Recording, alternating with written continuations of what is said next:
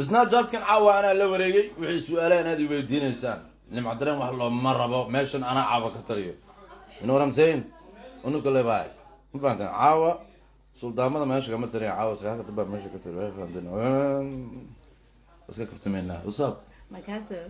we love you I love you too. سلطان ماذا Yeah, I love you too. هذا حنجعلها هاي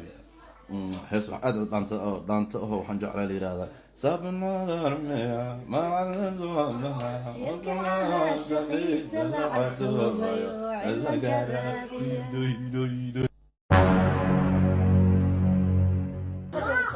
بقصوي نعيمك وعدينا معاوني سقيس أنا كدر لا هذا أنا كدر أمثل رجومي وقابين يدري أنا كدر أنا إلا أكتها سوق الزكي we love you حاسك حلاش سلام من شن صومالي بقرك شن صومالي زوق مني وقاس محل ذا وقاس واصل على الصود وقاس ما قعد صدق عنه وبيه غناني ما تدري مالكور عبد المالك مالكور عبد المالك وقاس كتير كاسو وقاس كرير كرا لبتك خضر الدغادر هذا حفلة بان سمين دونا إن شاء الله بإذن الله كريم لا هذا هير أتاك anniversary dadka qalbiyada aadka u xanuunayaan baan habeenka insha Allah heesi doona insha Allah tigidhada iyo booking kana online baa lagu sii goosan doonaa oo dusha waxa kaga qoran heer attack anniversary balde insha Allah way la soo socodsiinaya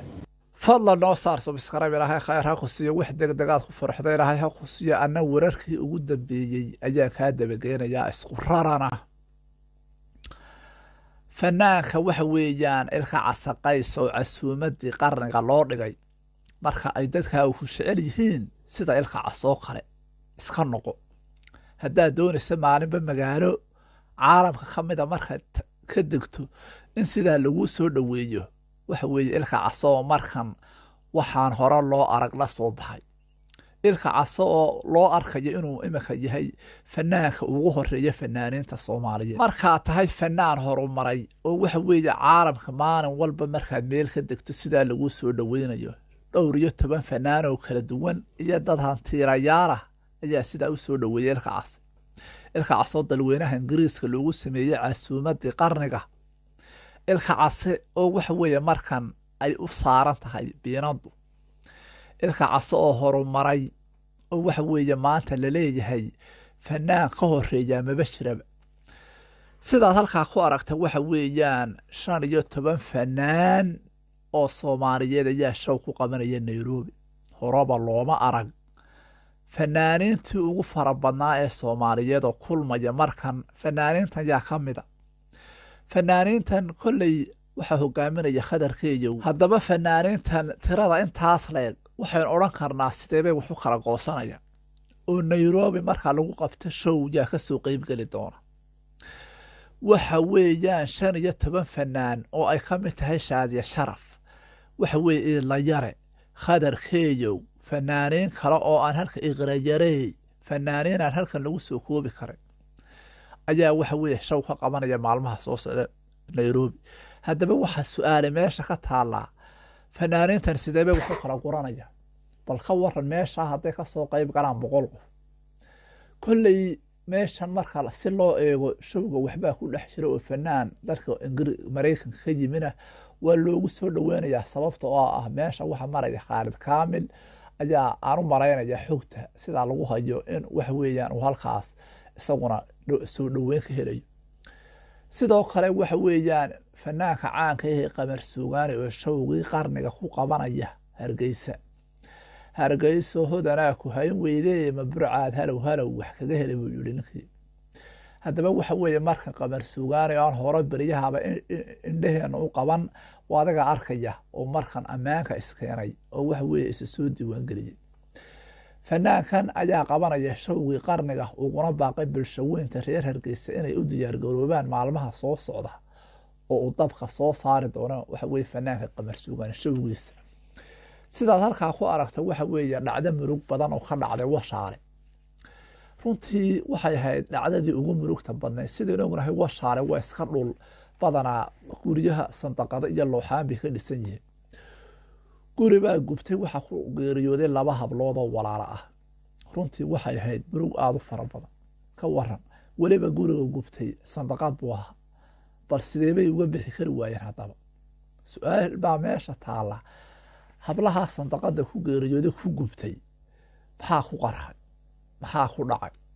waxa weeyaan goor dhaweyd ayaa muuqaalkan baraha bulshada lagu soo baahiyay sidaad halkaa ku aragta waxa weeyaan dhacdo xanuun badan oo aan halkan lagu soo koobi karin gabadh reer muqdisho ah oo ama ay nidhaahno arooskii farxaddii geerida isu bedeshay runtii waxay ahayd murug aan halkan lagu soo koobi karin dawadii ay cuntay gabadhu waatan dawadan markay cuntay ayay geeriyootay waana dawadan runtii dhowr saacadood oo yar ay noolayd xalay waxaa ka dhacay magaalada muqdisho waxa weeye aroos sidii loo waday ayaa gabadhii intay luuq qashay ayay bahal yaroo intaa leego caagad ku jirta ayay qurquurisay bartiiba qaramee soo kicin baa layidhi runtii waxay ahayd dhacdo murugteeda weyn oo aan halkan lagu soo koobi karayno murug fara badan ay gabadhaasina ka muuqato haddaba waxa weeye dhacdada kale ee yaabka badan ayaa ah gabadhaas arooska halkaa laga dhigayey waxaa ka soo qayb galay dhalinyaro aad u fara badan dhalinyartii oo dhan oohin bay qabsatay markan waxaa la odhan karaa waxa weeyaan farxaddii geerida isu bedeshay farxaddii geerida isu bedeshay muuqaalada yaab kale faraqayn doonaa waxaan ku leeyahay bilow ilaa dhammaad ila soco aynu ku soconna ee fanaanka ilka casaqays oo waxa weeye nairobi si heer sare ah loogu soo dhoweeyay runtii marka aad tahay fanaan soomaaliyeed horta ilka case muddo dhexdaasa waxa weeye 2020 ilaa iyo 2019 waxa weeyaan xataa lama arag waxa weeye fanaanka heesihiisu way yara degeen haddaba ilka casa unbaa 2021 nairobi tegayo sidoo marba meelaha golmudug iyo isaga shoogay oo waxa weeye lifeaf karbaash baa fanaanku wadi jirayba micnaha waxa weeye fankiisu sida hoos u dhac weyn ugu yimi ayay ahayd markaas 2019 ilaa waxaan leeyahay 2018 ilaa 2020 fanaanka ilka casaqays waxa weeye fanaannimadiisa hoos u dhac weyn baa ku yimi oo ah inaanu heesa soo qaadan oo maynaan aragba ruunay ruuxu waa 2000 waxa weeyaan 17 ilaa 14 oo mar yar shidna markan haddaba ilka casa unbaa nairobi tegey 2020 bilowgiisi halkaas heestii uu ka soo qaaday waxa weeyaan hees soomaali weyn uu qaadayay bay ahayd oo kala kacday oo maanta 10 milyan madaxa la gashay fanaankii loogama horreyn heestaa inankii waa adigaa arkaya uun heesa kale googo'lahun googoos haddaad maqasho waa adiga arkaya haddaba meeshana wax kalaa yimi boqoradda waxa weeyaan nafta kula sida ee nimcad shookar markay isheleen ayaa haddana baraha bulshada lagu fiday oo 2 caana isguursatay nicimo shookaroo aynu ognahay inay marmar ruxday baraha bulshada ayay isguursadeen oo ah boqorad inankii waxa weeyaan waa adiga arkaya bil walba maxaa bil walba 7 bishowiya ugu qabtaa caalamka bal oros soo hel fanaan soomaaliyeed oo waxa weeye reer maraykana oo ingiriiska show ku qabanaya ogolaanshiyaha halkeebuu ka keenay waxa weeye shamaahiirta reer ingiriis ayaa waxa weeye xididada la isu furtay meeshaas waxa weeye waa xogta rasmiga ah ee soo helay inuu maanta yahay ilka case fanaanka fanaaniinta soomaaliyeed ugu horeeya ee uguna hantida badan ee 2 milyan u xaraysan tahay waxaan leenahay horumar wanaagsan buu ku tallaabsaday fanaankaas haddaba aynu ku soo noqonay dhacdo murugteeda